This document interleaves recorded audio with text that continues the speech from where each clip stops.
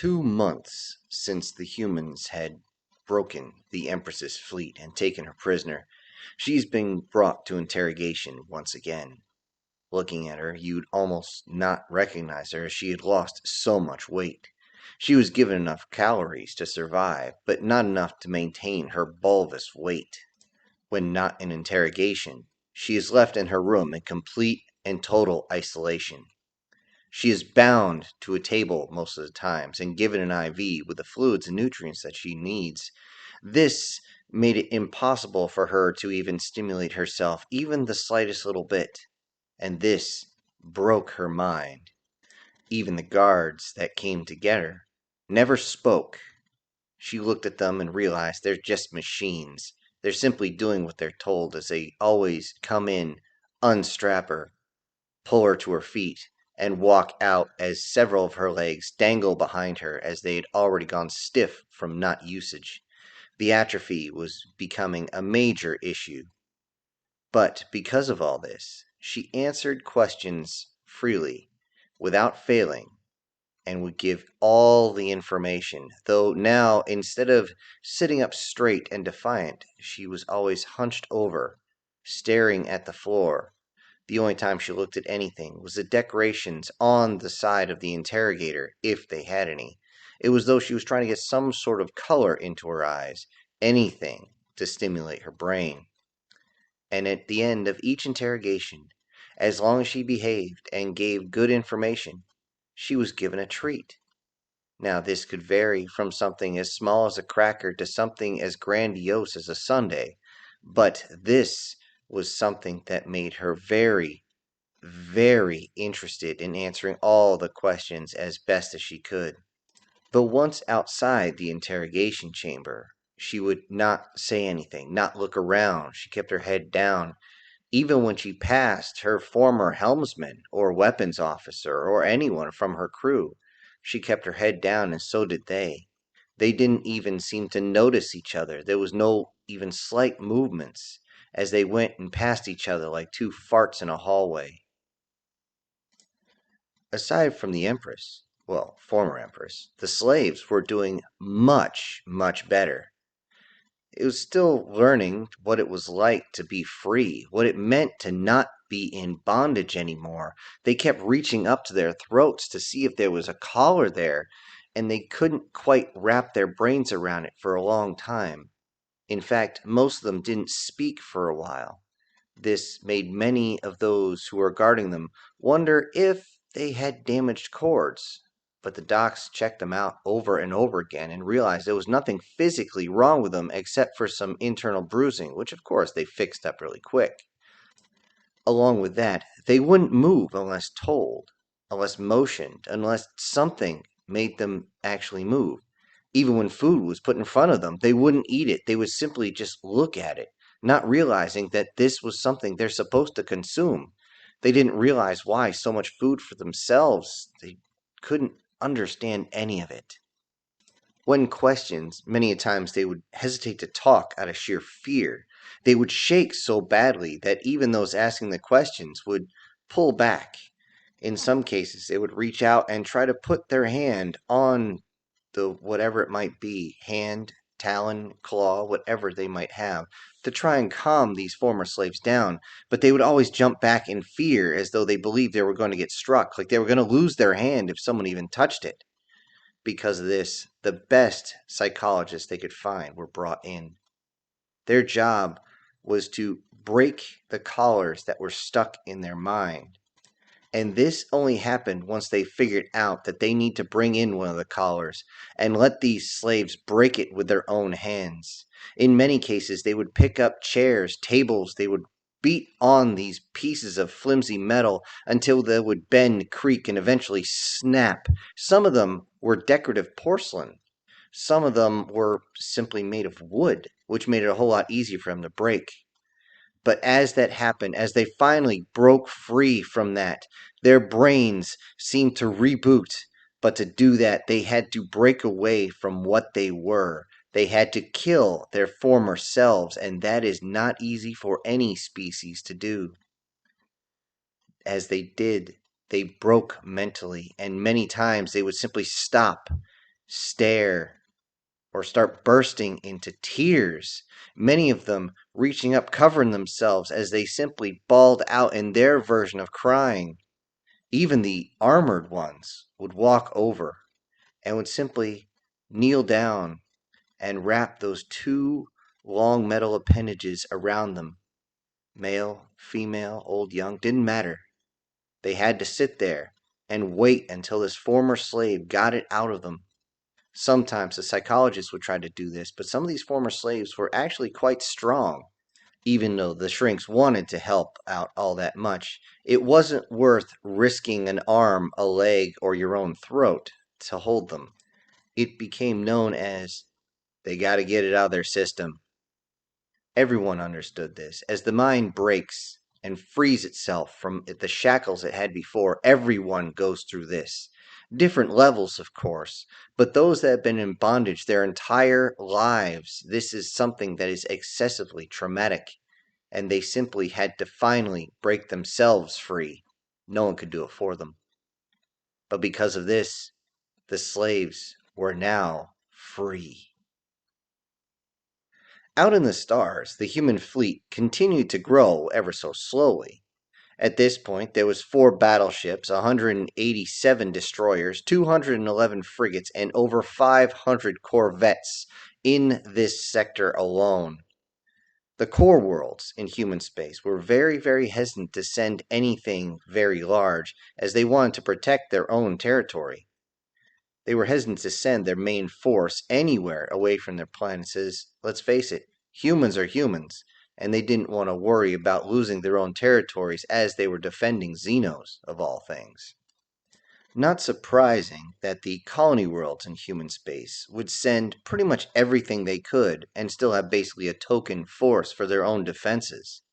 This was, again, not surprising to anyone who studied any type of human psychology, realizing that those who had the most to spare would always spare the least and make others spend their worth in defending, in attacking, in doing anything worthwhile.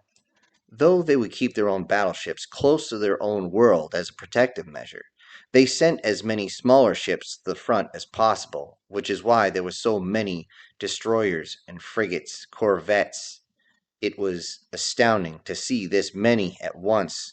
That being said, what was really surprising was the amount of personally owned vessels that seemed to show up. These ranged from anything to corvette to almost the size of a destroyer. They would still be considered frigate class, but they would be large for frigates, almost as large as a destroyer escort. And of course, wasn't surprising that in certain areas they showed up with a lot more weapons than anybody ever thought. These certain areas of human space, usually sectioned themselves off, were a bit paranoid and had more of a firearms culture, more of a warrior culture, which meant that even their personally owned vessels were extremely well armed. Along with that, every single system sent some sort of aid in the way of medical. The hospital fleet now ranged up to 70 ships when it only showed up with about a dozen beforehand. This was an impressive fleet by any stretch of the imagination, at least by human standards, that is. On the planet, the terraforming had started a lot. However, it was going to take several solar rotations before they had got anywhere very far. The planet itself had been completely damaged, not completely destroyed, but there was not a single meter that had not been damaged in some way, shape, or form. They had to figure out what the local vegetation was, and of course, that type of flora was the only one allowed to be grown. They had to find some sort of DNA of the local fauna as well, and see what they could do about cloning them. Although that would take some time, they needed the time to get the flora up and running. To get all the water that had been harvested off the planet, gigantic ice chunks were being taken from the outer rim of their own system and dropped onto the planet. The fastest and most efficient way, of course, to get water down there was to simply drop the chunks into the massive strip mines. This would allow them to break up in atmosphere, putting a whole bunch of water into the air, and the solid chunks that landed would simply melt and end up inside the water table, slowly filling it back up. The strip mines themselves made the perfect landing spot for these huge chunks of ice, as the resulting concussion on the ground would spread out, but the roundness of the strip mines would force the cloud to go out, then up, then curl in on itself. The water vapor still in the air would grab a hold of the soil and pull it back down. This left almost no issue every time one of the chunks landed, though many of the children, if there were any around, would simply sit there and watch the ice chunks, almost placing bets on how many times it would crack, pop, or in some cases explode on the way down. The reason one would say that if the children are able to watch is that the local population was very, very limited. So much so that when the official total came out, most people couldn't believe what they were hearing. Out of an entire planet, the indigenous personnel counted up to 1,776. That's it for an entire home world. Yes, this was a home world, but now it's been downgraded to a colony world. A colony world that the fleet was more than willing to protect to make sure it was fine. With such limited numbers, the locals kept asking to join the human faction, yet they constantly had to be told that with the humans there's no such thing. The humans are known as a patchwork species. The ones on the planet couldn't figure this out. Their idea of a patchwork species was very similar to the faction, so why couldn't they simply join up? Again, there's no such thing, and the humans wanted to stay by themselves, even though there was rumors that humans and some of the Xenos were getting close to each other.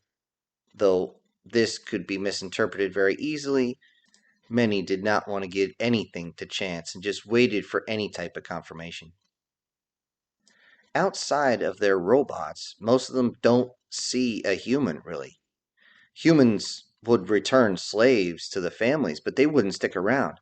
They would simply land, relieve the slaves over to those in charge, and simply leave. That is, former slaves, of course, after rehabilitation. They wouldn't leave them naked and afraid out there, no. They would bring them to the colony areas, and they would return them to if they had any family, with enough resources to keep them going for roughly a month. In that time, they would be able to settle in and start helping out with the colony. With the terraforming efforts and everything, the very, very small population was able to survive fairly nicely with what was being grown, and pretty soon, what was being raised. Multiple former slave species inside the fleet were asking if they could possibly go home. They wanted to return home. They wondered why the humans don't just simply destroy the factions with the extreme power they seem to have. Why don't they just do that and return them to their homes? They never do get an answer. The humans themselves are always quiet about this, changing the subject onto something else, usually their health, or their friends' health, or their families, trying to figure out their culture, their understanding of the universe, and of course their technology. The former slaves were confused with this constant change of subject as much as they were confused with the fact that a bunch of hairless mammals had come in, beat the living dog shit out of a fleet, took them prisoner, freed them, and is now treating them extremely well. What type of duality is this? The enemy factions tried to send recon groups out to see what in the hell had happened to their fleet. All they knew is that they were talking to the Empress and everything just kind of fuzzed and then cut out. They couldn't figure out what was going on and there was no way to get reliable communications through. The enemy had been jammed. And every single time they jumped into the system, their recon group was immediately jammed. Their comm systems wouldn't function. They could receive, of course, but they couldn't transmit. They couldn't figure out what the hell was going on. With this, they would receive an automated signal that told them to surrender. They were told they did not have the option to leave at all. If they tried to warp out, they'd be fired upon and their ships would be completely destroyed. In a few cases, this is exactly what happened, and the fights ended very quickly with the scouts' destruction. Probes were sent as well, but they were simply targeted by the main guns of the battleships and shot out of space. There was nothing left to recon of the probes themselves, as the heat from the particle weapon had melted them down into nothing but microscopic slag. During one of the Empress's interrogations, alarms began to sound, and she heard something. She couldn't quite understand the translation, as everything usually she heard from the humans had to go through a translator into her own language. But she heard something. She couldn't figure it out. General quarters, all hands, man battle stations. She couldn't understand what was going on, as everybody, to include the interrogator, just left, just got up and bolted out of the room extremely quick. She didn't know what was going on.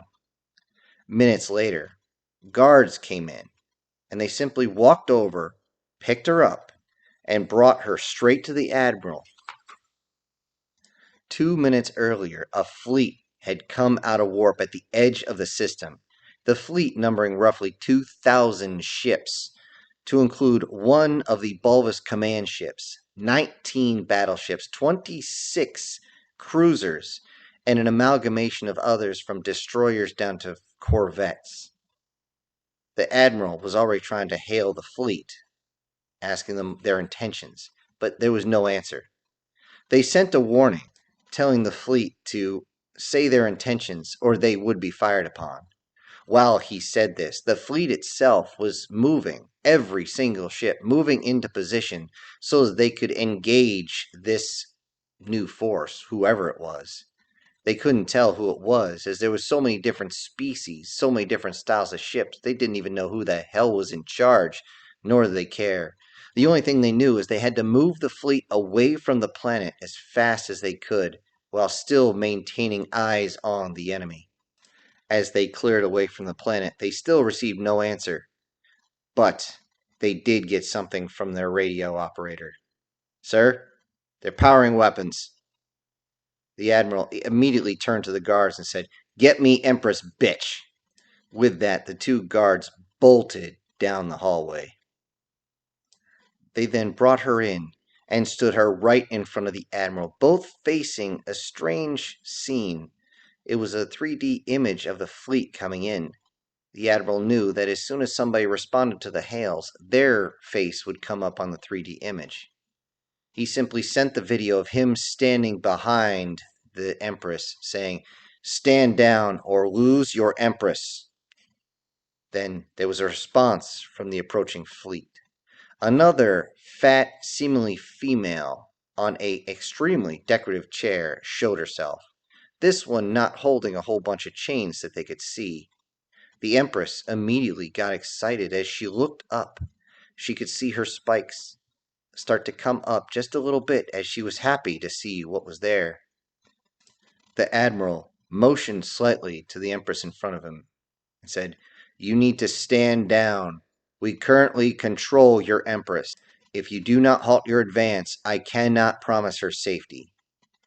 With that, the other bulbous female introduces herself as the Empress herself.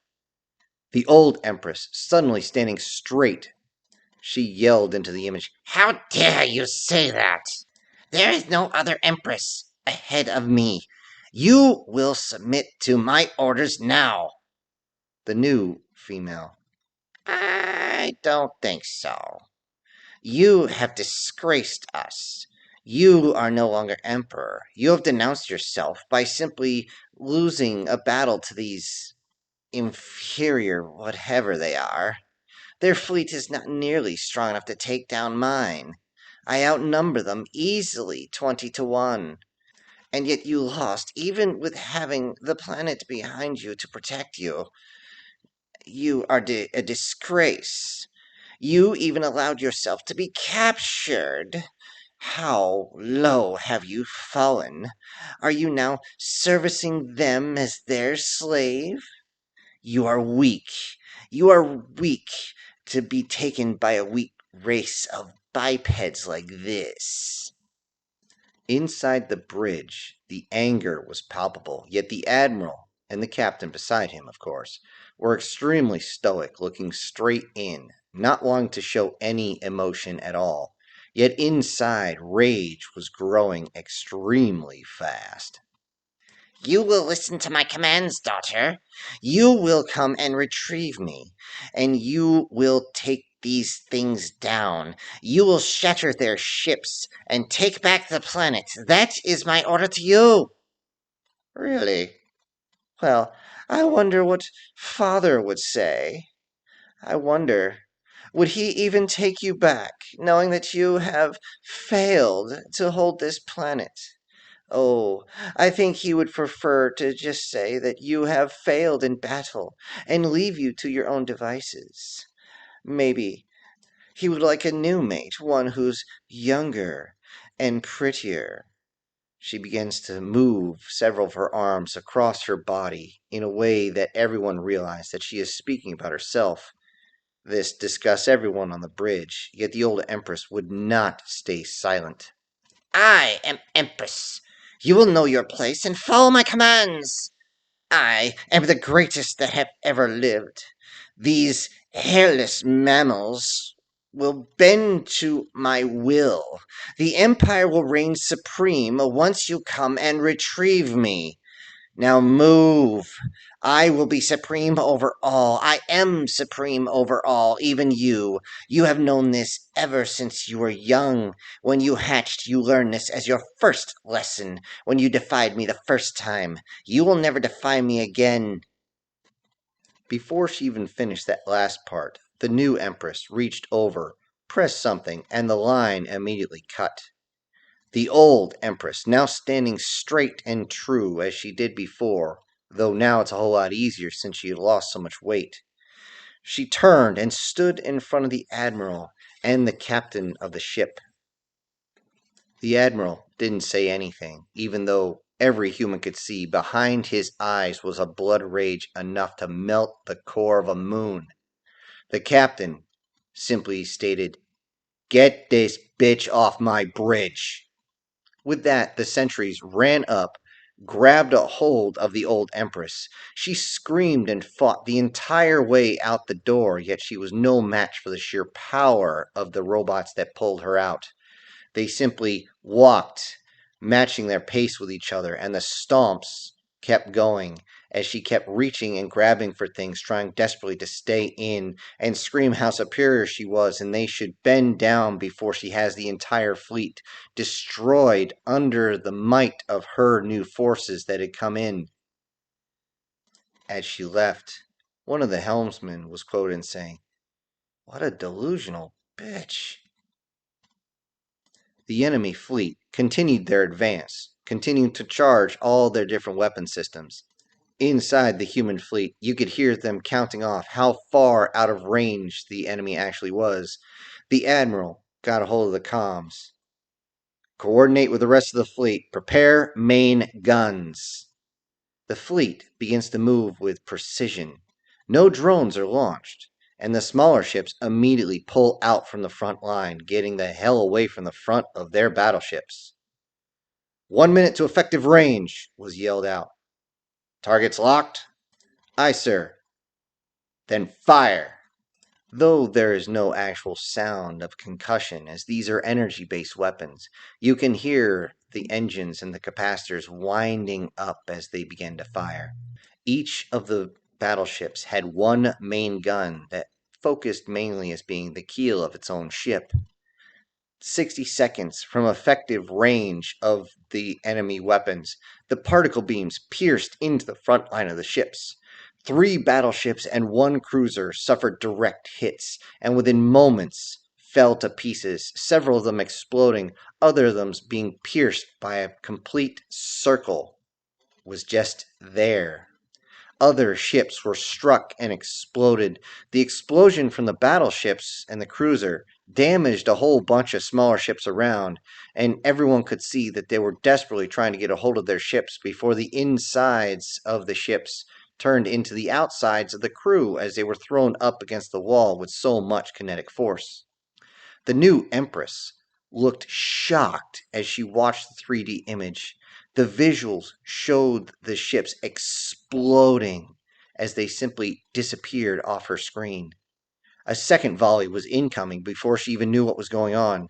2 more battleships and 2 cruisers destroyed, taken down. One of the battleships and both cruisers exploded, with dozens of smaller ships getting caught up in the blast. They were completely lost, ripped apart by the explosion and the shrapnel, or disabled and couldn't move. Seeing a bunch of her ships get destroyed and others going adrift from being beaten to hell all of a sudden, the new Empress immediately called for a full withdrawal. Most inside her command crew looked at her sideways, and she had to actually say the order again. They immediately turned and engaged their warp engines, trying to leave as fast as possible. They left their damaged ships, some of the larger ones turning and simply slamming into the side of the small ones, either crushing them or send them hurtling through space. Frigates were immediately dispatched along with their corvettes to go capture the enemy ships and personnel as the enemy fleet simply disappeared into the ether of space. The captain looked over to the admiral. "Sir, we could have fired again, taken more of them out." The admiral responded, "And leave us unable to fire for 6 days? Not worth the risk." Even without hearing that conversation, anybody who got a good look at the main guns could see they were overheating something fierce. The amount of friction, the amount of energy, and the amount of everything else had basically cooked the inside as they glowed. It's very difficult to bleed off the heat in space. 2 shots is safe, 3 shots is extremely dangerous, and 4 will blow the ship. It's just that simple. You have to give the coolant systems time to do what they do. The admiral, realizing that he had nothing left to do on this ship, told the captain that he was leaving, and to make sure operations continued. The captain, the crew, hell, the rest of the fleet knew exactly what they needed to do and how to do it, and they were doing it right now. The admiral didn't have to give any orders. What he did have to do was walk down that hallway. He went into the Empress's holding cell with the 2 guards. The Empress was standing in the interrogation room for the first time in over a week. She looked defiant as she turned over. Have you come to your senses? Are you finally going to grovel at my feet like you should from the very beginning? The admiral was very stoic, yet the Empress was very defiant in his face. I could hear your pitiful ship power up and then power down in submission. I know you've surrendered. She then started to get closer to the admiral. Soon I will be back on my throne, and your people will make wonderful livestock. Then she looked the guards up and down. Though I might keep your machines around and only keep the freshest of your species available. Looking at the admiral up and down. I might, maybe, keep a few like you as my personal pets. She began to do the same motion that her daughter had done on the 3D image. Along with that, there was her version of an evil grin. The admiral, moving for the first time since he entered, turned sideways, looked towards the guards, and then simply tilted his head sideways towards the Empress herself. With that, the guards walked up, grabbed onto all of her arms, and dragged her out to the shuttle bay, and they were not being nice about it. As they got there, a corvette was waiting with its engines already warmed up. She was dragged inside, right up the ramp, but the guards seemed to hold her down just low enough where she couldn't keep her legs under her. Even if she did, they would suddenly raise her up where she would lose her footing and then bring her back down. The admiral walked in after, very close as she was being strapped down. There was something in his hand.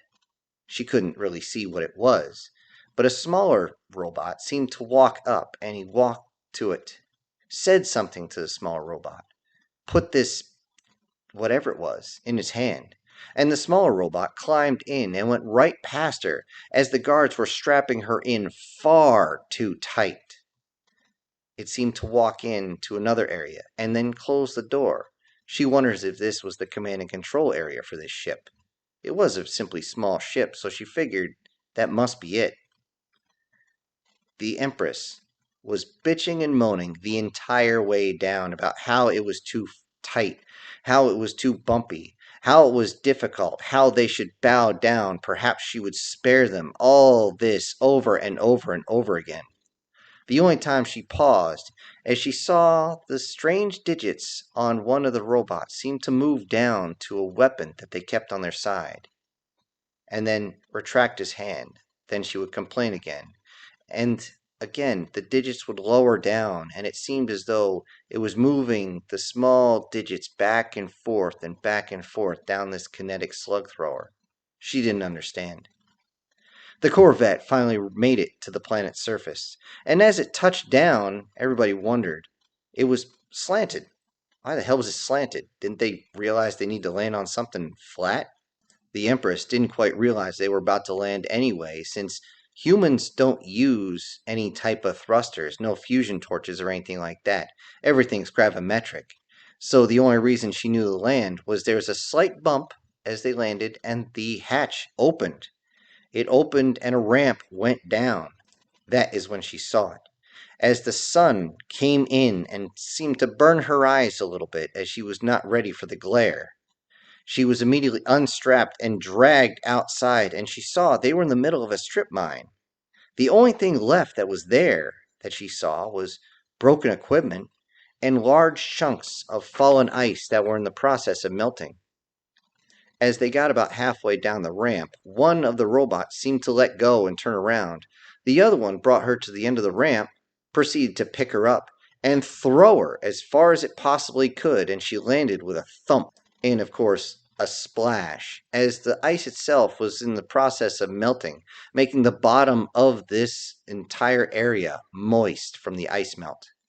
The other robot that had turned back proceeded to walk down the ramp, and then something was in his hand. What was that, she thought.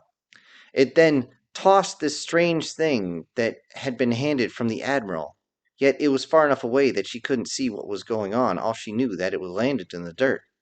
With that, before she even turned around, both of the robots had turned, and as they walked back up the ramp was already starting to shut. Not only that, but the Corvette itself was beginning to lift off. She watched, and again was amazed that they don't use a fusion drive at all, though she was grateful. If they used a fusion torch, she'd be burned into ashes just from them leaving. The gravimetric drive brought them up and up higher into the sky very quickly. Eventually, she got on her feet. Curious, she walked over and saw that they had thrown some sort of tablet. Is this some sort of communication device, she thought. Then she picked it up and realized that it was made of porcelain. Really. She looked at the side that was facing up and saw that it was blank.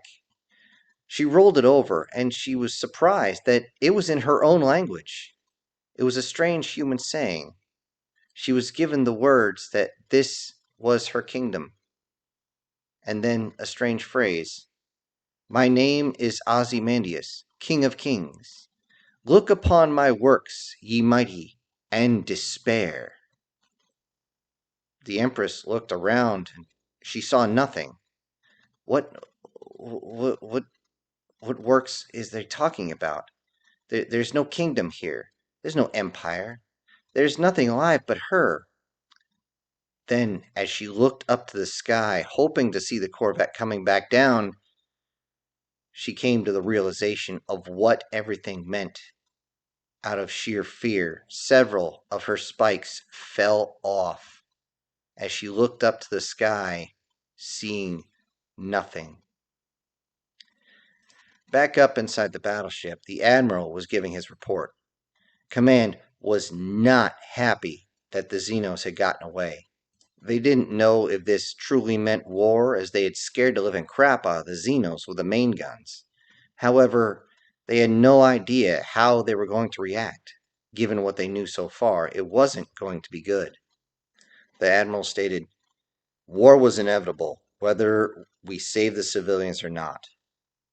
The factions would have eventually pushed and expanded into our territory. It is an inevitability. That is just the way they operate. Once they start burning up all the resources, they simply expand. Indefinite expansion. We all know this. We all took our history courses. The captain interjected.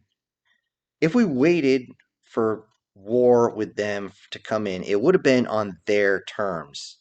Now we can dictate this fight, which is really important considering the amount of space we need to cover.